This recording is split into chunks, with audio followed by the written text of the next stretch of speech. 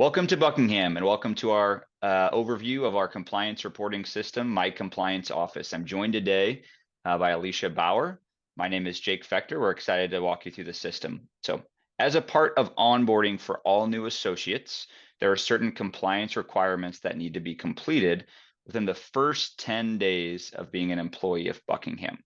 So again, some of this is time sensitive. To get into the system, you will receive an email from My Compliance Office with a hyperlink. You can click that hyperlink and it will send you to the system. It's integrated with single sign-on. You can also find this tile within your Okta page for My Compliance Office. So there's multiple ways to get to the end screen here. But Alicia's going to walk through this new access person onboarding screen. But again, just to set the stage here, there are important SEC requirements for personal trade reporting and for reporting of things like outside business activities that we do need to get solved for within your first 10 days of onboarding. So please keep that time in mind. So with that, I'm going to kick it over to Alicia for a walkthrough of the system. Thanks, Jake. We're going to walk through the new access person onboarding. As Jake mentioned, you'll get an email with a hyperlink or you'll go through your Okta tile. You will log in through this home page. It will look like this. You will open an assignment, which will take you to this screen. On this screen is where you will attest to policies and other onboarding assignments.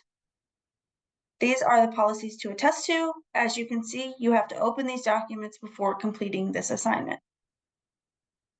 To download a policy, you will hit this button on the right-hand side. It says download. It will then open, and then you can read and then attest for each policy associated here. Other assignments are holding attestations. So in this particular spot, you would disclose any covered security holding in any account in which you have direct or indirect beneficial interest in, including personal, household, and family member accounts. And this holdings report needs to be within 45 days. So during this process, we're asking you to disclose any holdings in any account that you have that holds covered or reportable securities. Those types of securities would be individual equities, ETFs, or closed-end funds. To be able to do this, you can select this Add New Holding. You will add the holding. Let's say you have Apple. You will select the account type, if disclosed. If it's not disclosed, we will show you on the next page. Then you will type in the number of shares that you hold, and then go ahead and hit submit. You would do that for each holding on your account. Next, you will disclose accounts. This would be for any account that you have that holds reportable or covered securities.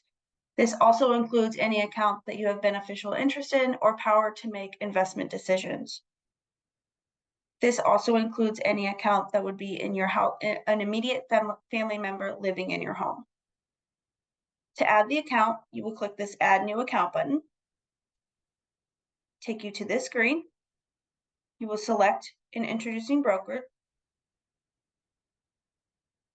You will include your account number, which is titled here Account ID. You will put in the title for the account, any description that you would want to include.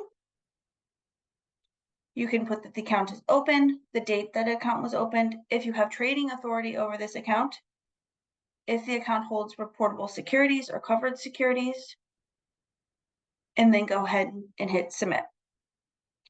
If your account is held at these introducing brokerage firms, we will be able to set up a direct feed with those.